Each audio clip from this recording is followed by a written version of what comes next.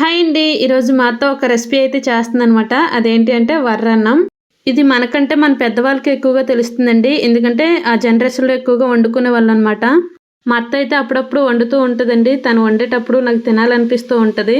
ఇలాంటి వర్షాకాలంలో ఎక్కువగా దగ్గులు, జలుబులు, జ్వరాలు వస్తూ ఉంటాయి కదా! అలాంటప్పుడు ఇలాంటి రెసిపీ చేసుకొని తిన్నారంటే దెబ్బకి నీరసమంతా ఎగిరిపోతదండి.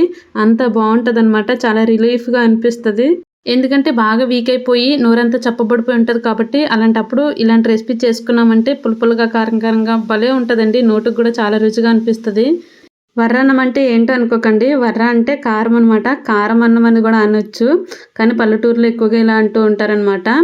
దీన్ని ఎక్కువగా రేషన్ బియ్యంతో చేసుకుంటారు. చాలా బావుంటుందండి. ఈ వర్రన్నంతో పాటు ఎండు చేపలు ఫ్రై చేసుకొని కానీ, ఆమ్లెట్ గానీ వేసుకొని తిన్నామంటే టేస్ట్ అయితే అద్దిరిపోతుంది. చాలా బావుంటుందండి.